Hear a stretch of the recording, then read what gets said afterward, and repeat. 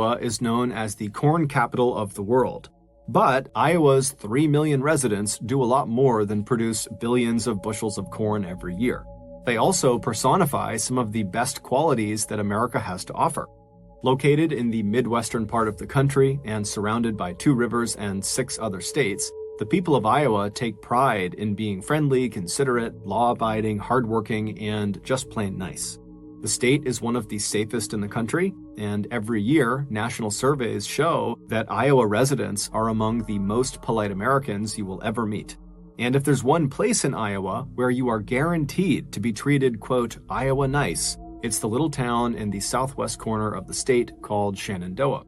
At one time, Shenandoah was considered the seed and nursery capital of the entire world. They no longer hold that title, but residents of this town are still surrounded by some of the most beautiful flowers and trees on the planet, along with some of the best tasting fruits and vegetables. And back in 1988, if there was one person in Shenandoah who absolutely embodied the town's spirit of friendliness, hospitality, and local pride, it was 39-year-old Cindy Borton.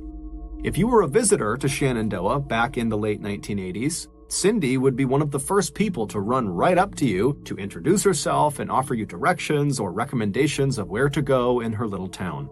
And if you were one of Cindy's friends or neighbors, she would drop anything she was doing to help you, and it didn't matter if it was day or night. Unlike many of the town's 5,500 residents whose family had been living in the town for generations, Cindy and her husband Robert and their son John had moved to Shenandoah later in life. Cindy was born on May 22, 1949, in another small Iowa town called Garwin that was located 3.5 hours to the northeast of Shenandoah. There, she and her brother had grown up playing outside and helping their parents with daily chores. After high school, Cindy went to work at a local restaurant, which is where she met her future husband, Robert. He had grown up in another Iowa town about 30 minutes away from her. Robert was a stocky young man with horn-rimmed glasses and brown hair that he swept back from his receding hairline, and when he met Cindy, he was instantly charmed by the smiling and laughing waitress with thick dark hair and shining eyes. A year after meeting, Cindy and Robert got married, and 1 year after that, they welcomed their first and only child, a baby boy named John. Early on in their marriage, Robert enlisted in the U.S. Navy, and so he was gone a lot of the time. As a result, Cindy stepped up and became the anchor of the family, always putting the needs of her husband and her son over her own. She also began working multiple part-time jobs to supplement Robert's military income, which was just not that much. However, she only took jobs that did not interfere with her ability to spend quality time with her son, John. In 1977, after Robert left the military, the Bortons moved to a town in Illinois called Evanston. There, Robert enrolled in a private seminary so that he could fulfill his lifelong dream of becoming an ordained pastor. In 1981, Robert graduated from the seminary, and a year later, he got an offer from a little church in Shenandoah asking him to come be their pastor.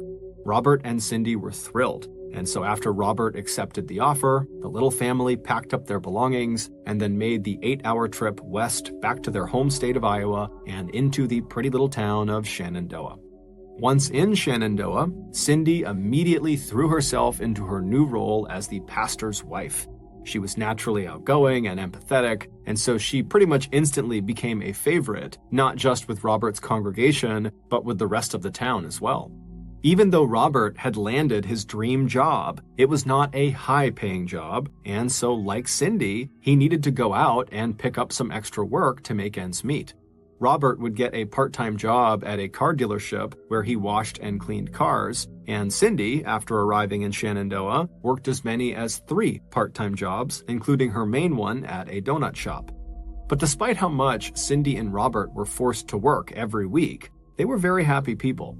In fact, when most people described Cindy when she was living in Shenandoah, they would talk about her laughter, because 1, she seemed to always be laughing and smiling, and 2, because her laughter was incredibly infectious, and anyone who heard it couldn't help but laugh themselves. But the Bortons' seemingly perfect life would go off the rails in 1987, 5 years after the Bortons had arrived in Shenandoah. That summer, Robert's church, which had been struggling financially for years, was finally forced to shut their doors, and so Robert's job was gone, and so too was his main source of income. This loss was devastating both emotionally and financially for the Borton family. By September of the following year, 1988, Robert had not had any luck finding another pastor gig in town or nearby, and the income they were making between Robert's car dealership work and Cindy's various part-time jobs was just not enough, and so the couple began talking about relocating. However, they both loved Shenandoah, it was their home, and John, who was 18 at the time, he was about to start his senior year in high school, and so they really didn't want to pull him out until he was done. And so Cindy and Robert decided that they would just stay in Shenandoah and they would weather the financial storm they were in, and then maybe after John graduated from high school, they would think about moving. But when John's senior year actually began that September, the Borton's 18-year-old son suddenly developed a serious case of senioritis, meaning he didn't want to go to school. And on the morning of Tuesday, September 6th, just a few days into the new school year, John walked into the family kitchen and announced to his mother that he did not want to go to school ever. Cindy had to argue with John all by herself because Robert had already left that morning for work. But luckily, John eventually just gave up because he knew his mother was not going to budge. She wanted him to go to school. And so begrudgingly, John ate his breakfast, he gathered up his backpack, and he followed his mother out to her car that was parked in the driveway. On the drive to school, Cindy reminded her son that she'd be working at the donut shop that afternoon, and so he'd have to walk home. When they arrived at Shenandoah High School a few minutes later, John, who was still very annoyed with his mother for forcing him to go to school that day, he got out and he slammed the car door before mumbling a barely audible goodbye to his mother. As Cindy drove the short distance back to their house, she tried to tell herself that, John's behavior was just typical teenage behavior, and once the school year really got going, John's attitude would surely improve. Still, it was something she intended to talk to Robert about when he came home that afternoon for his lunch break.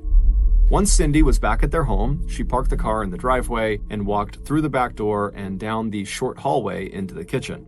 After cleaning up the breakfast dishes, she caught up on a few household chores and made sure that the clothes she planned to wear to work that afternoon were clean and ready to go. Then she glanced at her watch and headed back into the kitchen to heat up some spaghetti sauce and pasta for lunch with Robert.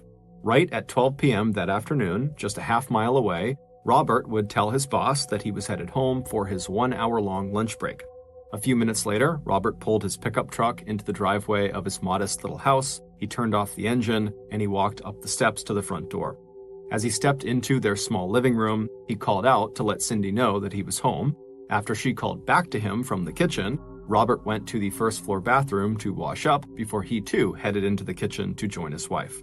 As Cindy served him a hot plate of spaghetti, Robert listened as Cindy told him about how John had not wanted to go to school that morning and how upset he was when she dropped him off. And Robert would agree with his wife that, this did seem like typical teenage behavior and that, probably as the school year wore on, his attitude would change. The pair would chat about John's behavior for the bulk of their meal, and then at about 12:45, Robert put his dishes in the sink, he thanked Cindy for his lunch, and then he told her he'd see her that afternoon after she got home from her shift at the donut shop. A few minutes after Robert had left the house to return to work, Cindy was already washing the lunch dishes when she heard a knock on the back door. She glanced at her watch and wondered who would be visiting her in the middle of the day. A little over an hour later, at around 2 p.m., Robert received a call at the car dealership where he worked. When his boss handed him the phone, Robert heard the voice of Cindy's coworker at the donut shop. Sue Rogers told him that Cindy had not shown up for work, which was unlike her since she usually arrived for her shift early. Sue had tried calling the Borton house, but no one had picked up. Robert told Sue that, maybe Cindy had taken a nap after lunch and she's just overslept. An hour later, at 3 p.m., Robert got another call from the donut shop. This time, Sue sounded worried. Cindy still had not shown up for work, and a coworker who went by the Borton house had stopped at the back door to call out for Cindy, but didn't get an answer. And they noticed that the door was open, but this coworker didn't want to go inside without being invited, and so they left. Robert called home, and when Cindy did not pick up the phone, he asked his boss if he could leave work to go check on his wife.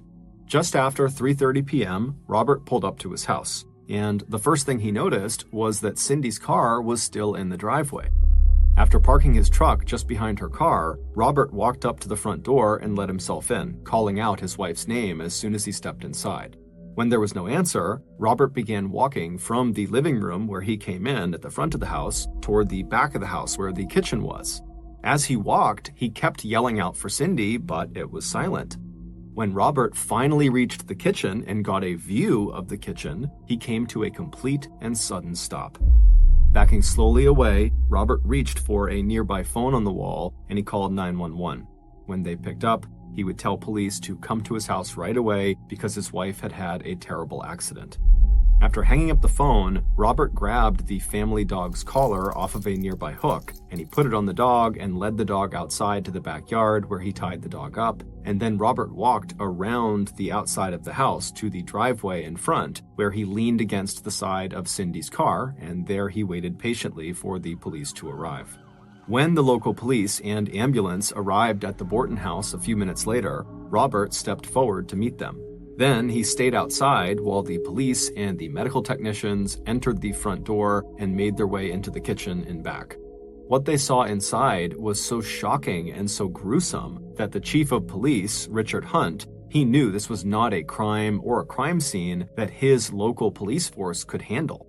He needed serious help from the state, and he needed that help right away. The kitchen was covered in blood, and lying on her back in the middle of the floor was Cindy Borton.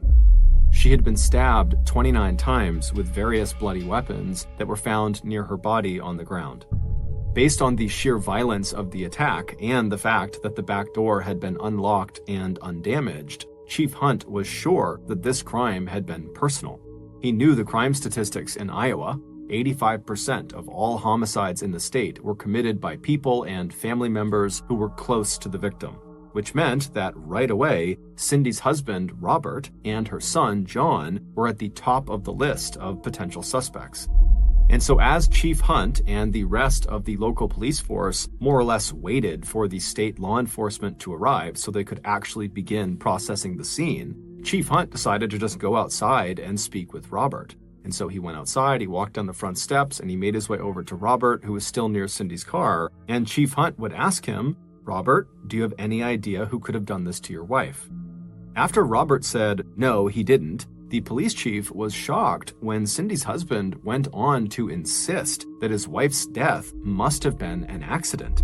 But before the chief could continue questioning Robert, they were interrupted by the arrival of the Borton family's son, John, who was walking down the road towards the family house on his way home from school. John slowed down as he approached the house and took in the sight of the police cars and an ambulance parked along the curb and the yellow crime scene tape along the perimeter of their yard. When John reached his father, Robert told him that something bad had happened to his mother and that she was dead. But as Robert reached out to put his hands on his son's shoulders, John dropped his backpack and just turned around and started running. Later, he would tell law enforcement that the news was so shocking he just couldn't handle it, and so that's why he ran.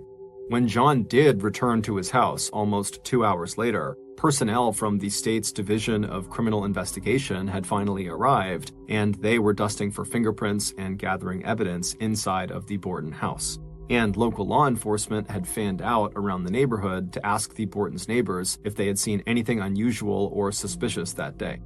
By then, Robert had also told police exactly what he had done that day, starting with him leaving the house at 6:45 a.m. to go to work, and then arriving at work at 7 a.m., and then coming home again at noon for lunch with Cindy, and then leaving again and getting back to the car dealership at 1 p.m.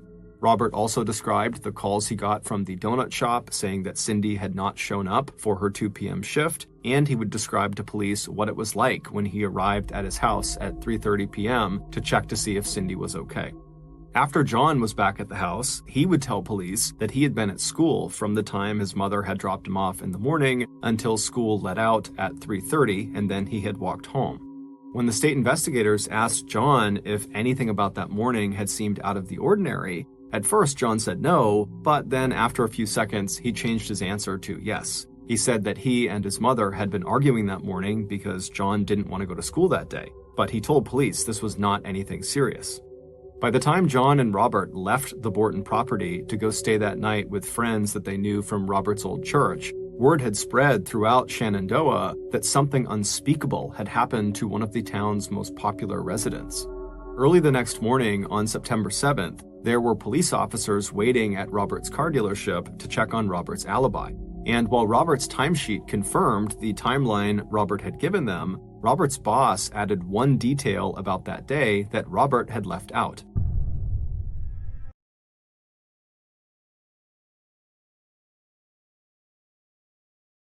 When Robert arrived back at the dealership after his lunch break, he had apparently changed his clothes. When asked if that was unusual, his boss would say, "Not really."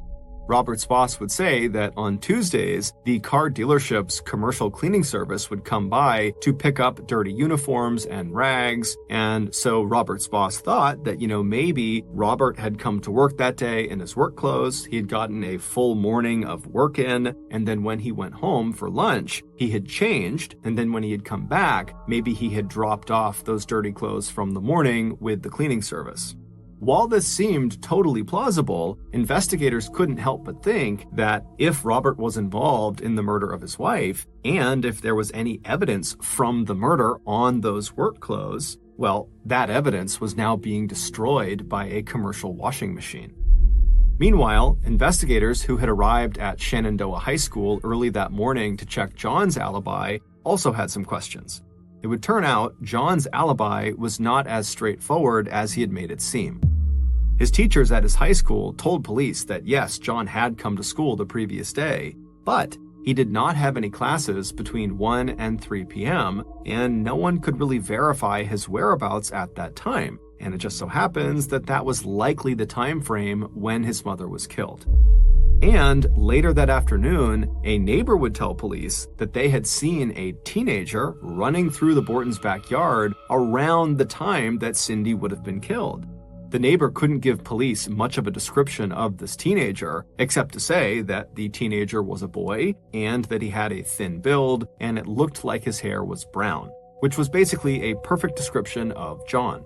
And so, 2 days after Cindy's death, detectives brought John into the police station for questioning. When pressed about the 1 to 3 p.m. gap in his alibi, John would adamantly state that he never left school grounds during that time period. He said he had been at school all day from the time his mother dropped him off until he walked home and discovered the police and ambulances in front of his house.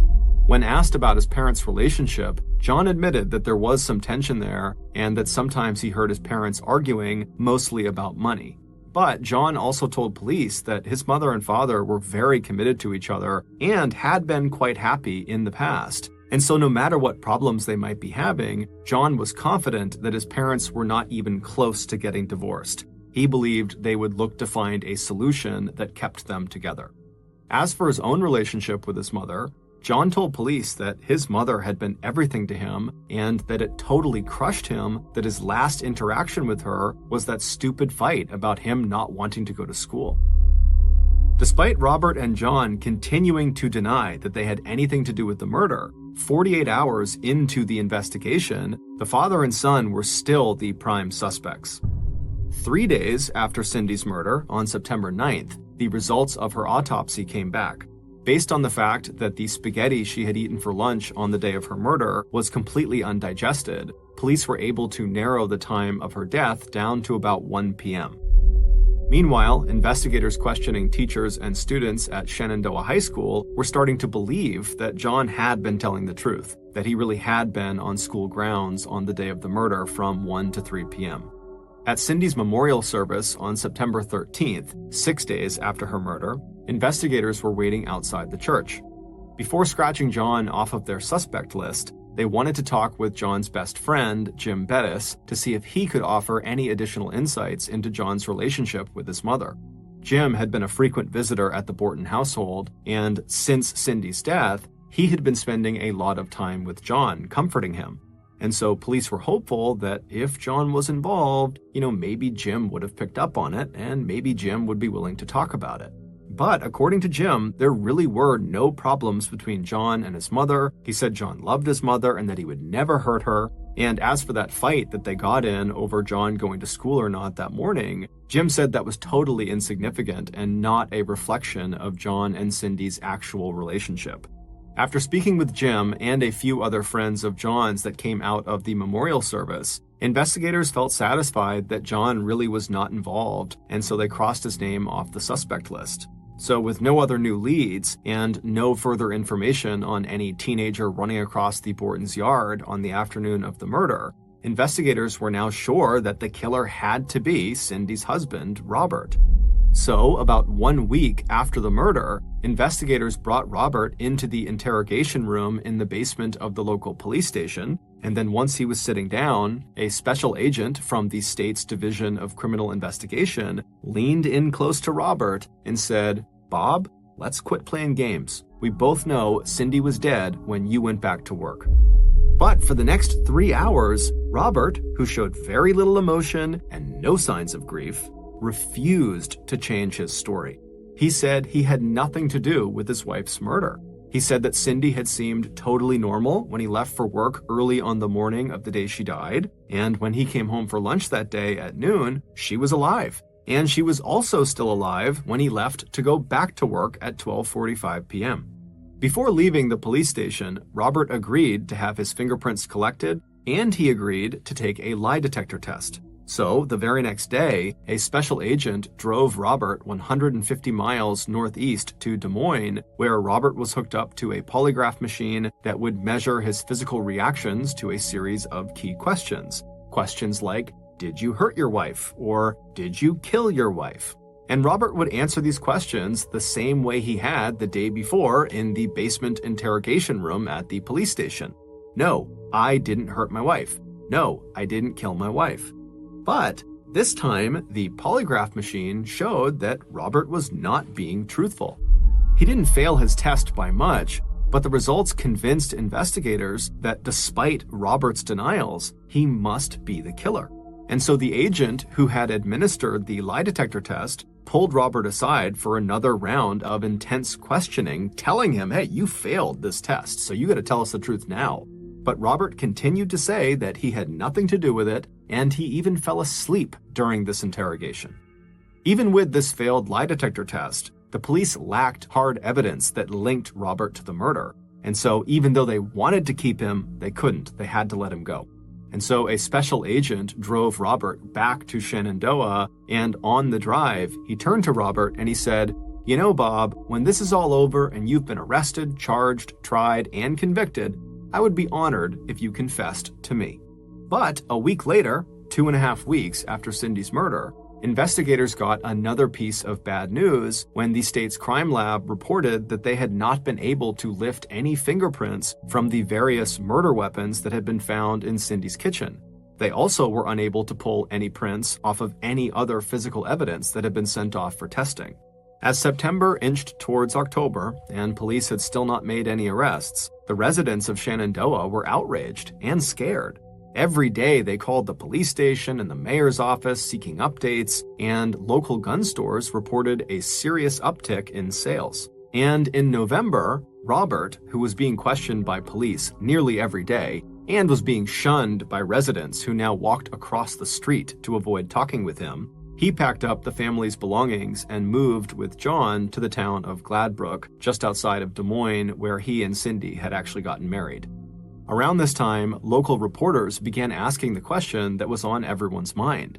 How was it possible that in a town as small as Shenandoah, police could not figure out who had committed such a heinous crime? And on top of having a murderer on the loose, Shenandoah also had an arsonist on the loose. Around the time Cindy was killed, someone had been intentionally setting fires around town, damaging an elementary school, as well as destroying a pickup truck. And while the arson attacks didn't appear to be connected to Cindy's murder, it did seem odd that there would be two violent crimes happening at the same time in a town that saw almost zero violent crime. And so some investigators began to suspect, just because of the rarity of violent crime, that the arson attacks and the murder had to be connected. And on November 30th of that year, their suspicions seemed to be confirmed. On that day, there was an arson attack at Shenandoah City Hall, except this time, the arsonist left behind a note.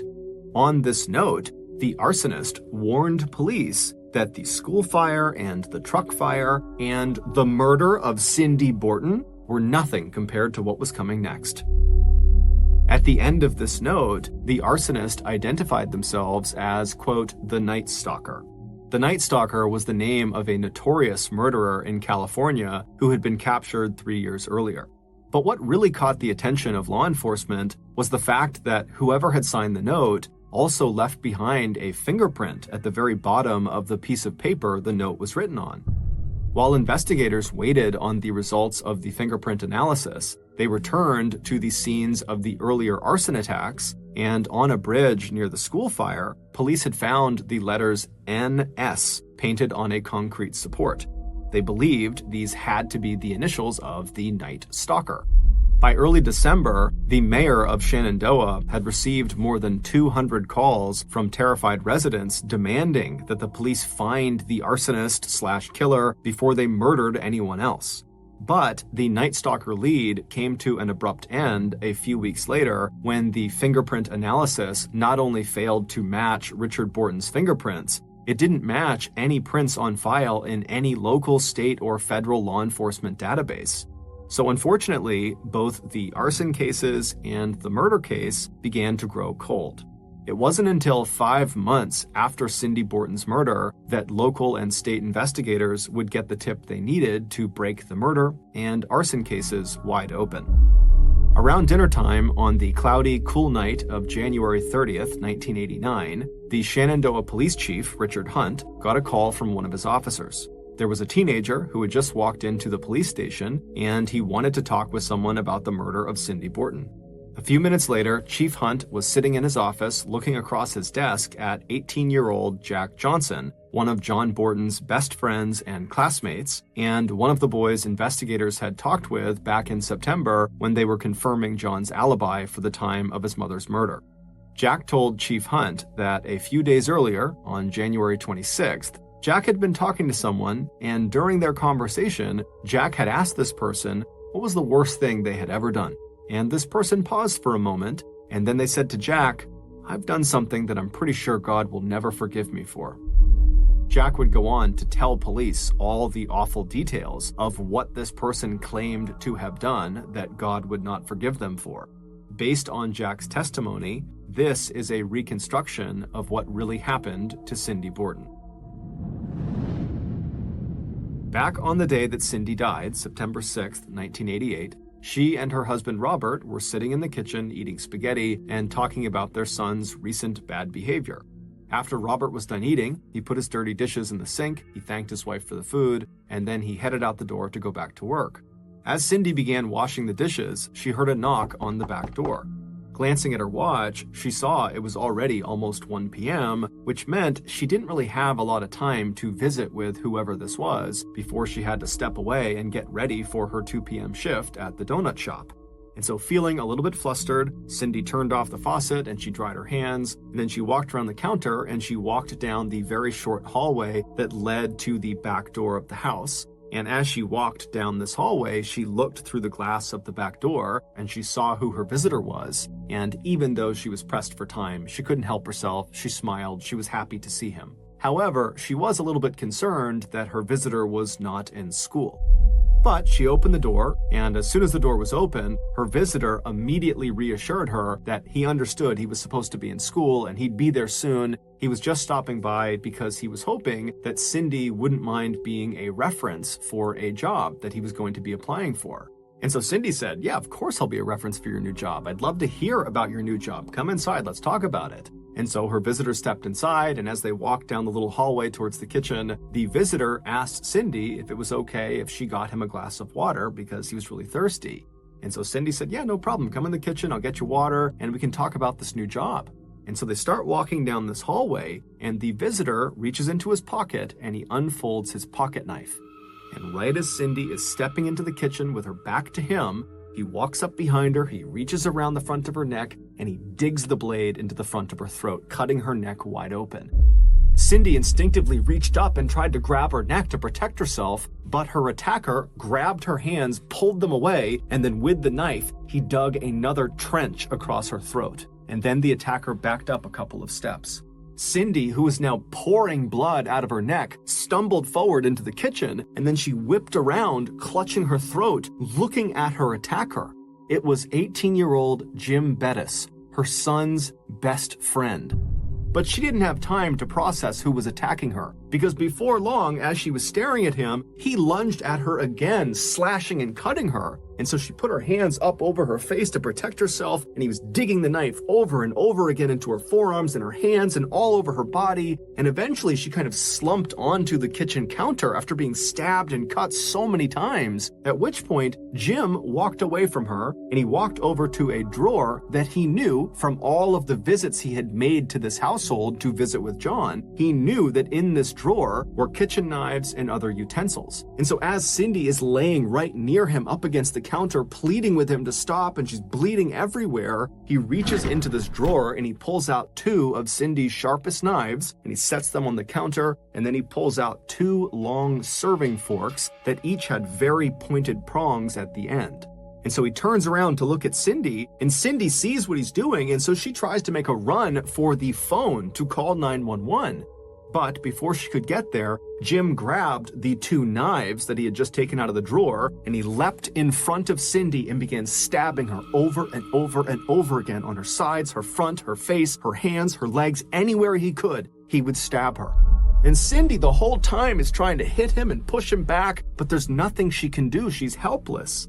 And then at some point, she kind of falls to the ground, but she's not dead yet. And so at that point, Jim put down the two knives he had just taken out of that drawer, and he went back and he got the two serving forks. And then he went back over to Cindy, who was now crawling across the ground trying to get to the phone, and he began stabbing her in the back of the neck, on the side, over and over and over again. Despite multiple puncture wounds to her vital organs, Cindy was not dying. She was bleeding profusely. She was likely mortally wounded at this point, but she kept trying to move forward. She kept trying to fight back. She was doing anything she could to save herself. But eventually, Jim overpowered her. He flipped her over onto her back. And then kneeling next to her, he got his tools lined up next to him, the two knives, his own knife, and the two serving forks. And systematically, he began using these tools to begin cutting and slashing and digging into the front of her torso. And he would continue to do that until Cindy finally stopped moving.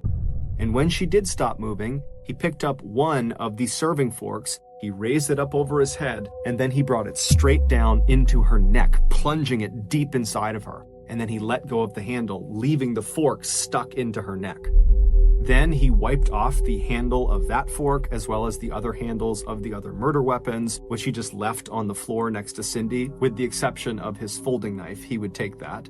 Then Jim stood up and walked into the small bathroom near the kitchen, and he washed his hands and face, leaving faint traces of blood in the sink, but wiping his fingerprints from the faucet handles. Then Jim retraced his steps to the back door. He stepped outside and he paused for just a minute before taking off at a run across the Borton's yard.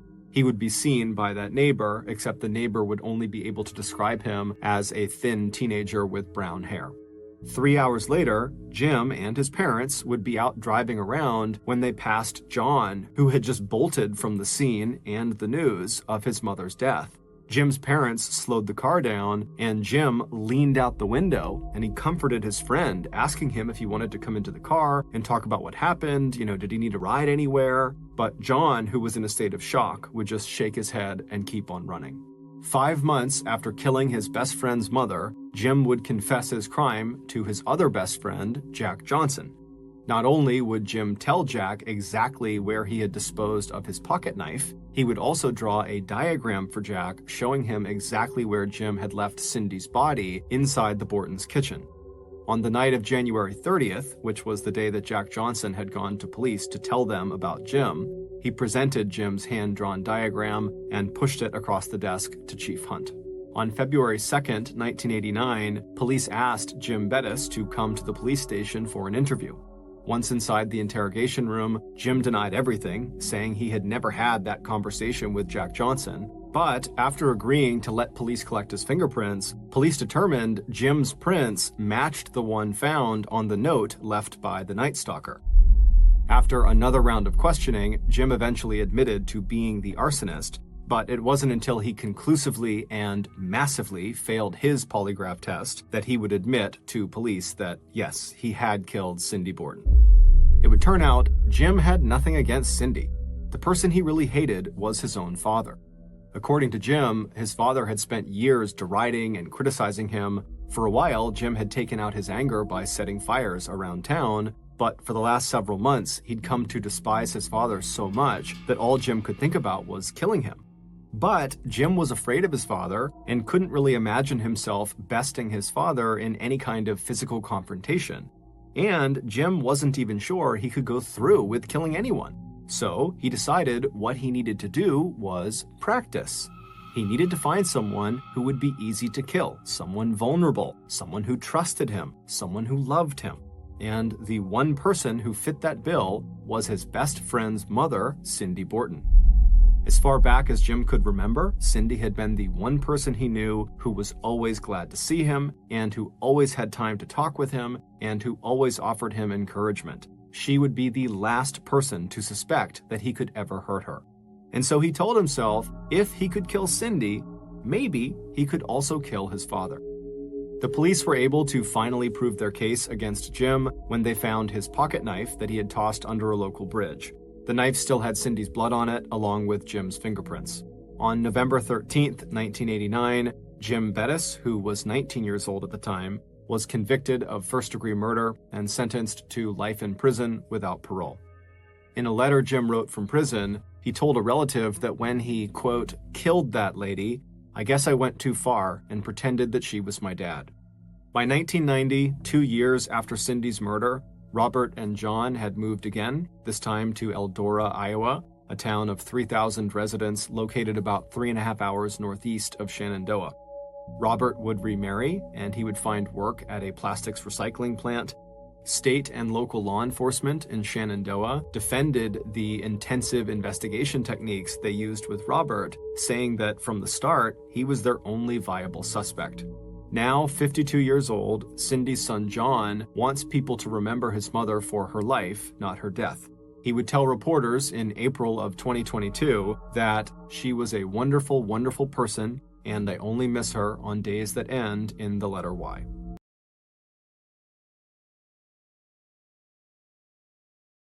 2019, an 18-year-old girl named Bella wrapped up her first year in college and headed home for the summer. Her family lived just outside of this small town in France that was tucked up in the mountains and surrounded by this huge forest. And so growing up, Bella spent a lot of her time out in this forest, either by herself or with her father or other members of her family. And so she knew the forest like the back of her hand. Her favorite place to go in this forest was the man-made lake that sat kind of at the center of this forest. It wasn't huge, but it was a beautiful view, it was very peaceful, and so she liked going out there. The way she would get to it is she would leave her house, she would hop in her car, she would drive a couple of miles down the road, and she would pull off into the shoulder of this road, and there was no signage that said this was the pull-off to get to the man-made lake. This was an area that she and her family had discovered, that there was this particular trail you could take. And so she would pull off at this shoulder, she would get out, and she would turn away from the road and just walk directly into the trees, which butted right up against the road.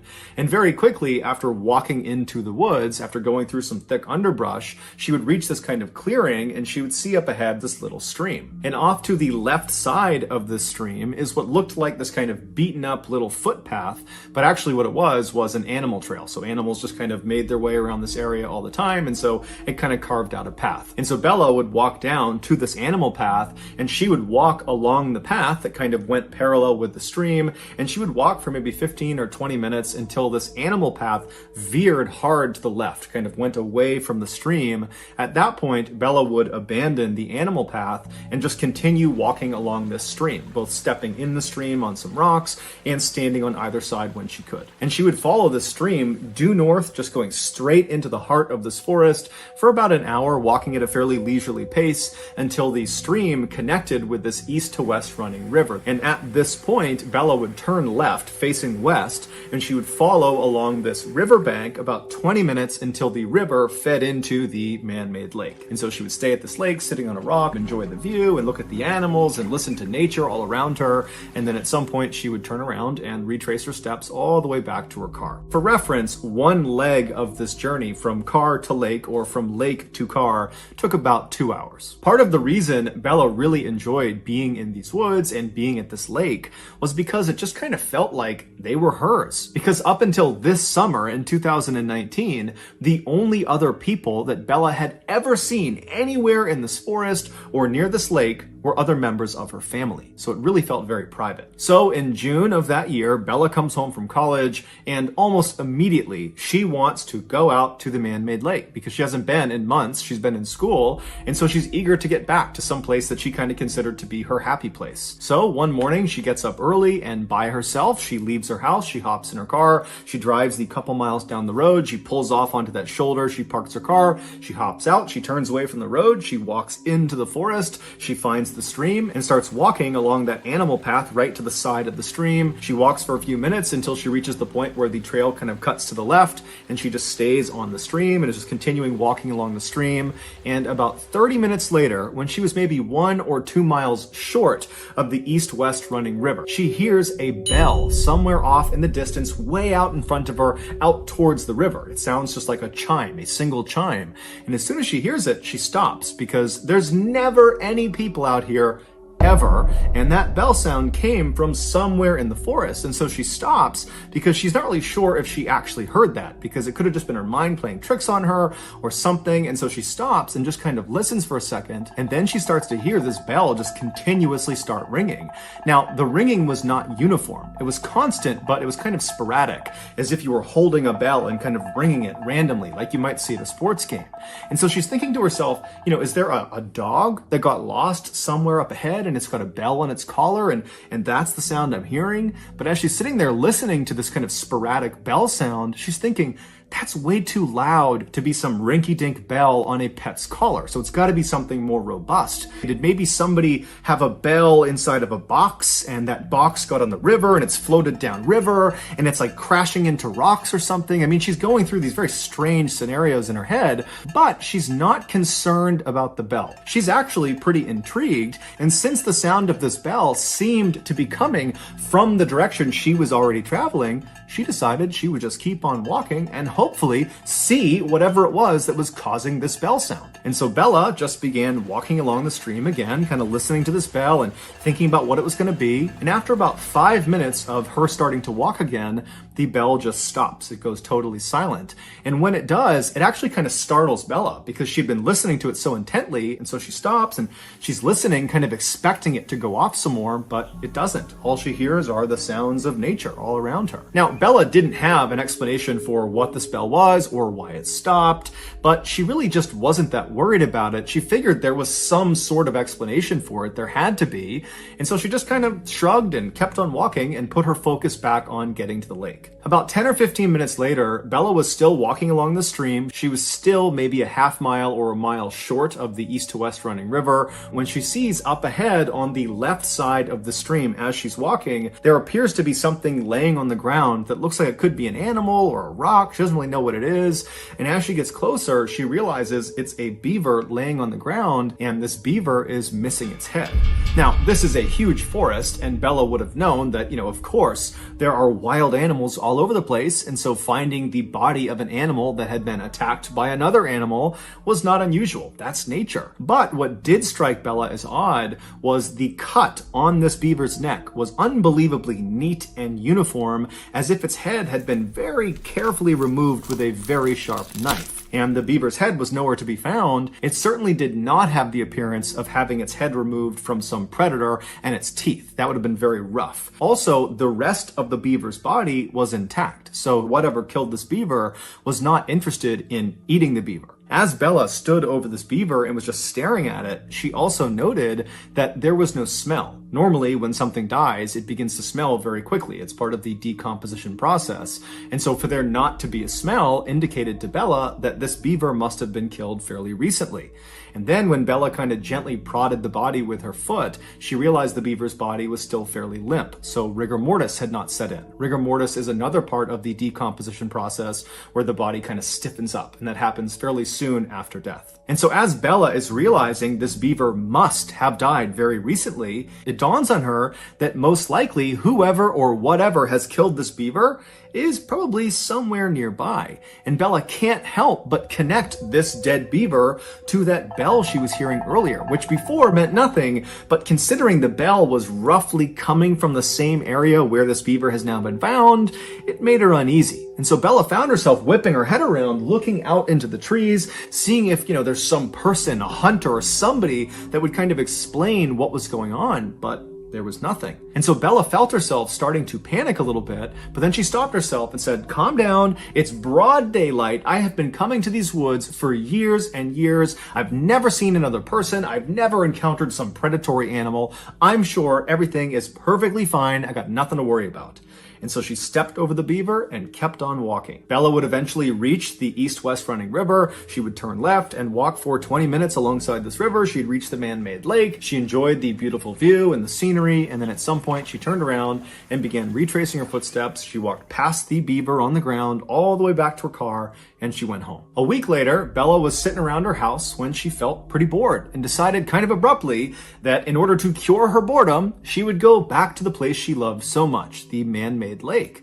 And so she told her parents where she was going, and then she left the house, hopped in her car, drove to the pull-off and parked and entered the woods at 6 p.m. Sunset that night was at 9 p.m. and so Bella knew this would need to be a fairly quick turnaround so she didn't get trapped in the woods in the dark. And so Bella finds the animal trail. She follows along the stream until the trail goes left and she stays on the stream. She continues walking on the stream when she starts to hear the distant sound of thunder. And so she looks up into the sky through the trees and she can see the sky is starting to get dark, but she's still a couple of hours away from sunset. And so between the thunder and the dark skies, she knows a storm is rolling in.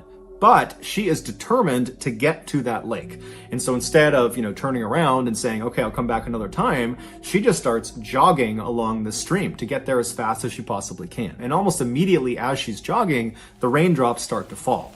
And by the time she passes the beaver corpse on the ground, it hadn't moved, the rain was really coming down. And then about 15 minutes after the corpse, when she hit the east-west running river, that's when the rain was at a full downpour. Still, Bella turned at the river and continued west towards the man-made lake as if she was going to go all the way, but only about a minute or two into this final leg. She still had about 20 minutes to get to the lake. She stops herself and she looks at her watch and she can see it's after 8 o'clock already. And she's thinking to herself, if I turn around right now, it's going to take me over an hour to get back to my car. Sun sets at 9 p.m. It's after 8 p.m. now. So already I know I'm going to have to navigate this forest at night in the dark, even if it's just for a little bit at the end.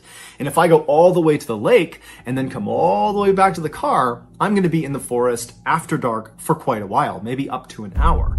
And she's thinking, I'm confident I can do that, but it's also pouring rain. I'm cold. If I get lost, this could turn into a very bad situation. And so she ultimately decides that even though she really wants to keep going, she needs to turn around. She needs to head back.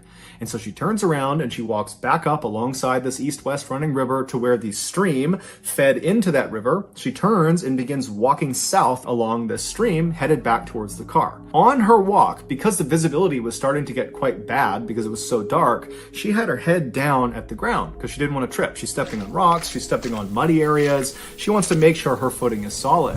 And so her head is down, the rain is pounding all around her, and she's walking for about 15 minutes when all of a sudden something hits her in the top of the head. And so reflexively, she looks up and kind of puts her hands in front of her face to protect herself, and she sees what she had just run into. It was the beaver corpse. It was hanging from a string that was dangling off a branch right above her. And this beaver's head had been retrieved and the head had been stitched onto the front paws of this beaver.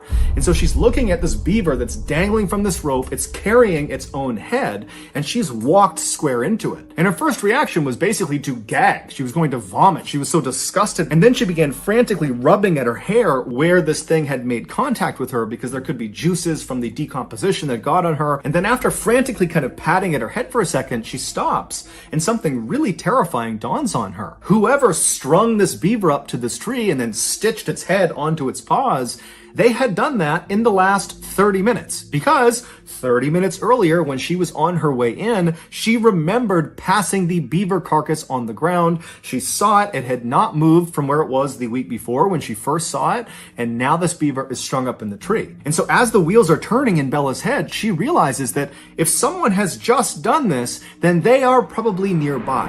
And at this point, it's really starting to get dark. The rain is pounding all around her, and she starts whipping her head around, looking in all directions to see if there's someone out there that did this. But as she's looking, all she sees is just dark forest in all directions. And she knows she's at least 1 hour, even if she runs from her car. And so suddenly she is totally panicked. And in an effort to calm herself down, she says to herself, okay, I need to get out of here, but I have to walk. If I start running right now, this is going to turn into a complete nightmare. I just have to try to walk. And so she walks around this dangling beaver corpse and starts walking along the stream. And as soon as she's past that corpse, she feels the hairs on the back of her neck stand up. She can hear movement behind her.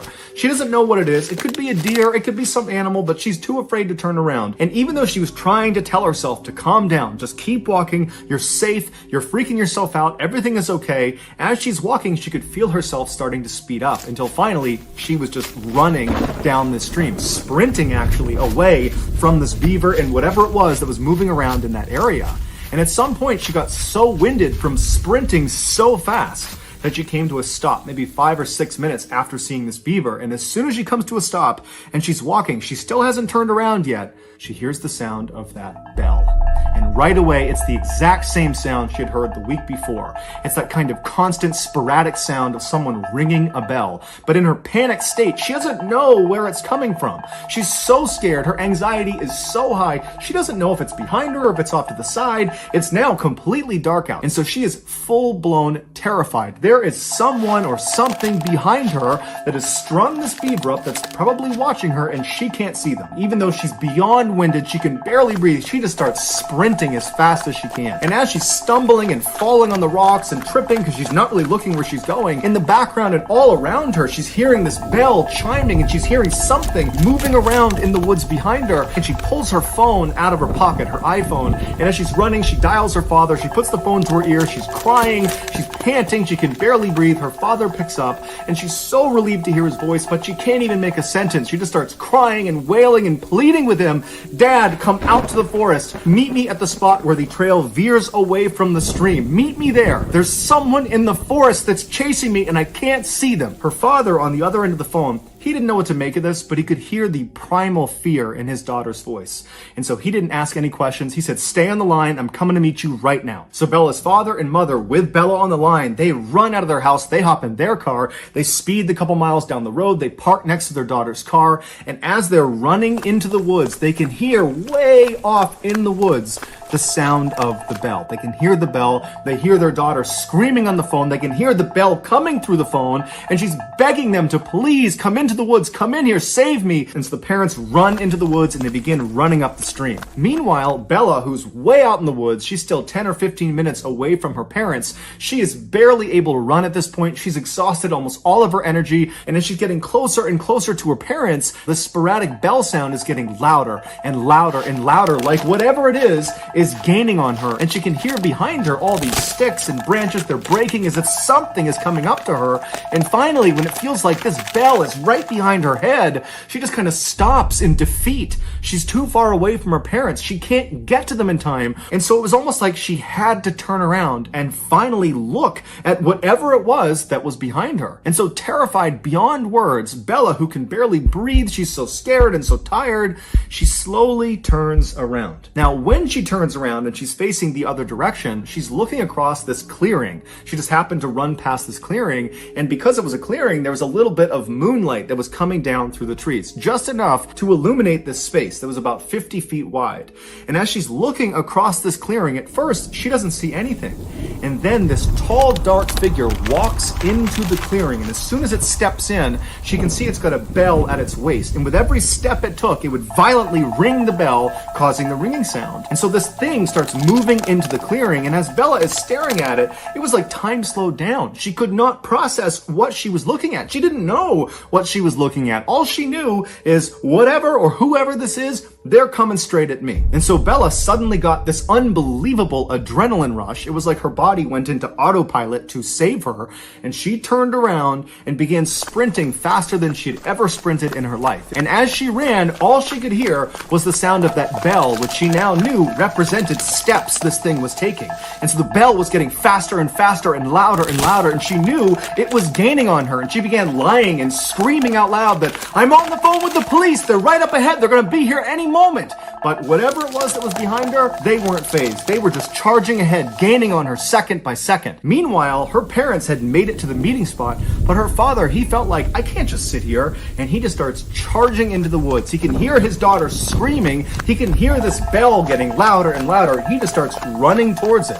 And sure enough, seconds later, he sees his daughter come bounding out of the forest, and she leaps into his arms. He just grabs her, turns around, and runs with her back to the meeting spot. He grabs his wife, and the three of them just charge out of the forest, back to the parking lot, back in their car, and they speed off. In the car, all of them are crying. They don't know what to make of what just happened. Bella's trying to describe it, but she can't. And her parents, they had been on the phone listening to their daughter screaming, and all they kept saying to each other, the parents, was, "I heard the bell. I heard the bell. I heard the bell," as if the bell confirmed their worst nightmares, that there really was someone or something out in those woods that was trying to do harm to their child. They would drive straight to the police station where Bella would file a report about what she experienced out in the forest, and then afterwards her parents, as a precaution, took her to the hospital where she was determined to be okay, besides some bumps and bruises from falling down. The following morning, the police went out to the forest, to the area where Bella had explained where she had been, and they searched all along that animal foot trail and all along the stream, but they never found any sign of this dark figure with the bell. Bella would tell police that she had a handbag, and as she was running back, she dropped the bag. She remembered where she dropped it along the stream, but when the police went to that area, the bag was gone. Also, the beaver was no longer there. It was not tied up to the tree, it was not on the ground, it was gone. The only thing police found that was out of the ordinary was they found a little ways off from the stream, basically along the path that Bella would have been running on, they found a t-shirt neatly folded placed underneath a rock. But the police and Bella and her family have no idea what that signifies. Ultimately, the police told Bella and her family that more than likely what she ran into was some kind of mentally unstable person that was living out in the woods, and perhaps when Bella came into the woods, they felt like she was on their property, and so they kind of tried to scare her off. But Bella has a hard time accepting that. She felt like, as she was running from whoever was behind her, that she was in mortal danger. That had it not been for her father running into the woods and literally grabbing her and running with her the rest of the way, that she may not have gotten out of the woods at all, that she might have been attacked and killed by whoever this was. She also can't help, when she looks back at the entire experience, thinking about that moment when she turned around and looked across that clearing and saw this figure come into the moonlight for the first time, that when it came into the moonlight, the way it was moving, the steps it was taking,